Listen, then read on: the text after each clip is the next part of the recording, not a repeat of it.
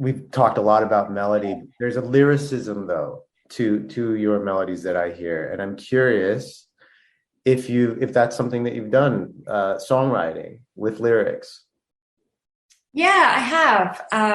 So I started writing songs, you know, probably when I was a teenager, and I recorded a few songs. I like writing songs, but I just couldn't perform. So I just could never.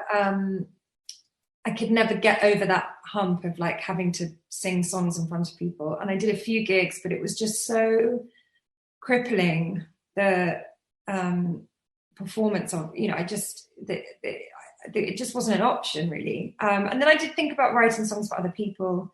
And actually I love writing songs, and I wrote a song for Wild Mountain Thyme. And I wrote a song for a film actually I just finished. I wrote an original song for. So I do really enjoy writing songs. But I feel like my talents are better used in composing. I feel like that's just really where I just feel the most inspired and the most useful, if that makes any sense. Sure. Yeah, no, of course. I mean, it makes perfect sense. I mean, if it strikes you and you're able to capture, like we were saying, capture that inspiration, and then it delivers such grand moments, of course, why not? Let's have more. Yeah, I'd love to write, I think I'll probably always try and write songs a bit. But again, it's and I like the idea of collaborating with people and writing songs. I like the idea of, the connection between score and songs and doing, I'd love to, I've written a musical actually, which I was working, have written all the songs for and all the lyrics. So I do really enjoy that aspect as well. Is that released? No, not yet. It's only I've only finished, the first kind of pass. So it still needs some work. And it's a kids musical for kind of young adult. It's quite dark actually. I think you. Please share. Please share. I'm very curious. I'm honestly very, very curious. I just hear, I find myself humming your tunes. And so it's, coming out of my mouth. I can imagine, slap some lyrics on them. Yeah. Things, and I'm sure they'll be very, very well received. Yeah. I love musicals. So I always love the idea of writing, those kind of, like a musical. What do you find yourself doing musically with your kids? Just trying to sit there patiently while they bash the piano to bits not say anything and just be like, wow, that's great. It's tricky, isn't it, because I never want to push anything on them, Sure. And we have a piano at home, so the thing is that I just would play the piano all the time from when I was about 3. Sure. And we have a piano sat there and they barely acknowledge it most of the time, so I kind of feel like, are they going to be into it? But then I feel, I don't know, we'll see. I think my middle one is definitely, she seems to be the most musical in that way. Like she hears a song and she knows it straight away. She knows the melody, she can sing it, she can retain melody and words, and she sits at the piano and she actually kind of makes little patterns, and she doesn't just bang keys. But I don't know, I'm trying to just be like, not force them into anything, not because I think when they show interest, I probably get a bit too excited.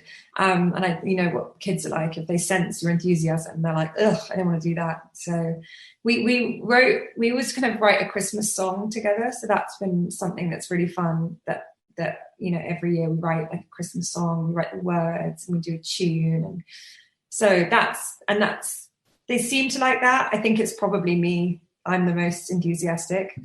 Come on. I would argue that maybe later down the road they will be equally, if not more, enthusiastic and nostalgic. Oh, maybe. I hope so.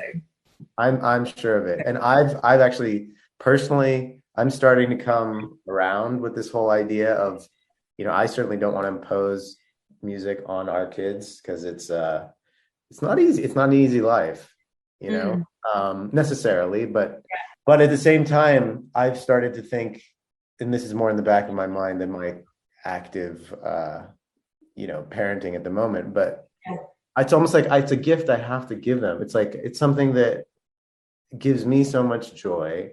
And there's clearly some sort of genetic contribution going on there. So whether it's dormant or not in them, this is something that they can choose to rebel against, but at least I'm giving them the tools to make that decision. And in what way would you do that? Would you, like, in terms of like getting them lessons or playing music, or?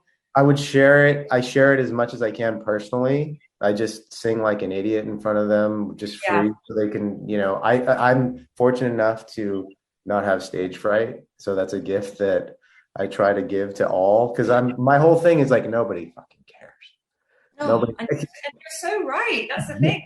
In my conscious, sensible head absolutely knows that.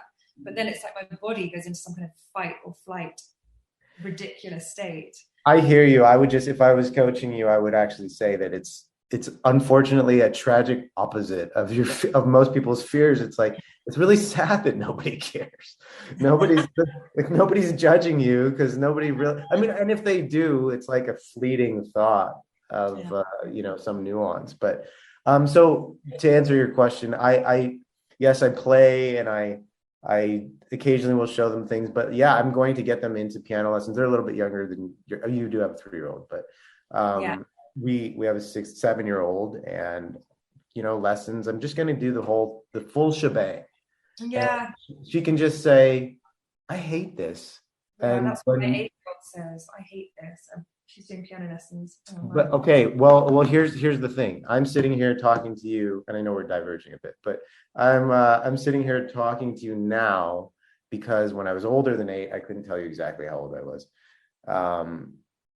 I had a piano teacher. I studied classical. She was one of these, like, she was great. She was great. I should say nothing disparaging, but she was hovered over me with a pencil, everything that I did,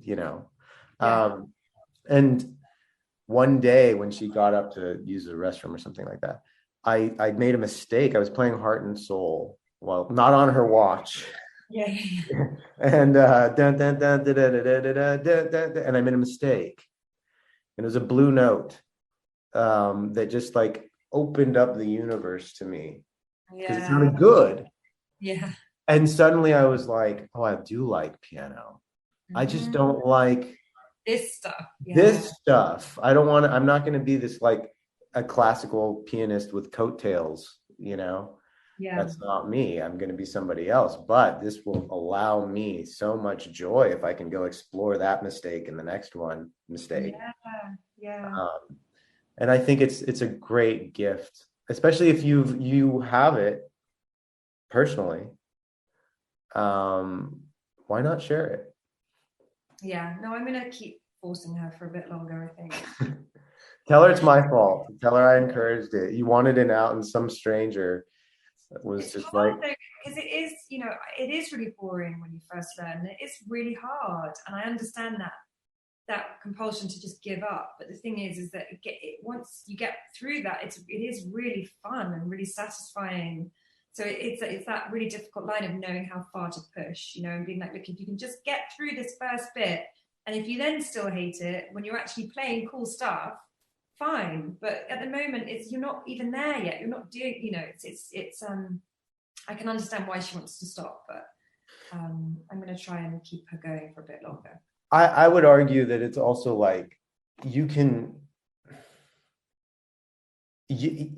developing tools, right? And so if you just give up, then you're never going to know if those were tools that you would have liked to use in other contexts. And so I feel like a kid learning piano is not really just a kid learning piano. There's a lot more to it. And if the kid can stick with it, they can rebel later, but then they have such a great toolbox to utilize in so many different creative outlets. Outside could be writing, it could be as an actor, it's like an athlete. You might not love playing basketball or football or soccer or whatever, swimming, but it sure is good to be developing your body. Yeah. Right. Yeah. Okay. I'm conscious of the time, so I'm going to ask you two rapid fire questions if you don't mind. Okay. And these are kind of mean questions that I ask of every composer. But first one is a thought experiment. I'm not religious. It's just, you can answer this however you want. It's you get in front of God in heaven or purgatory, wherever it may be. You're asked to play. You don't have to perform it. You can press play. You can any song. What do you do? What is your musical offering in that moment? That I've written, or that's anything at all? You answer the question however you choose. Do you know what? I would probably play the Four Seasons, the Max Richter recomposition, Spring. That's what I would play. Love it. Last question for you. Practical advice for upcoming musicians. Practical advice would be, I suppose,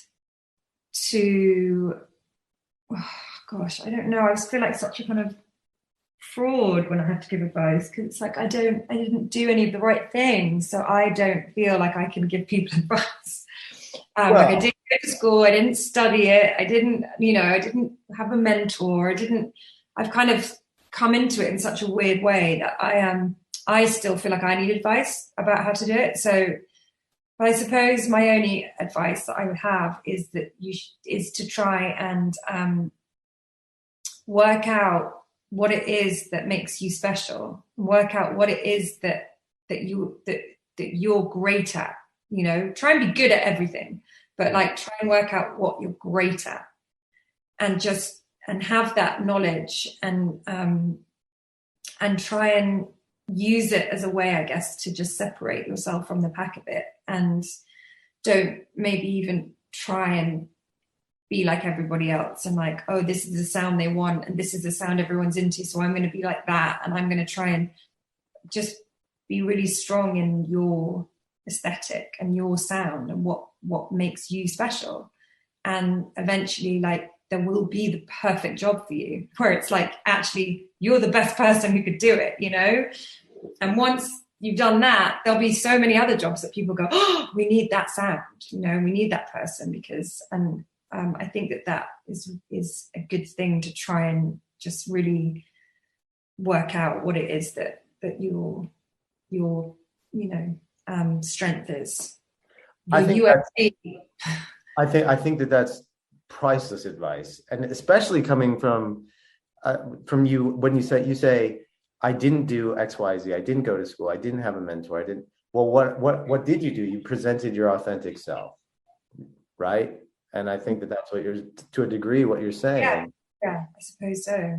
And I think it's actually very practical to suggest that, because if you get a watered down, I'm not saying that everyone that goes to school and has a mentor is this, of course. but it's sort of, you're studying others, you're putting on many hats. Yeah.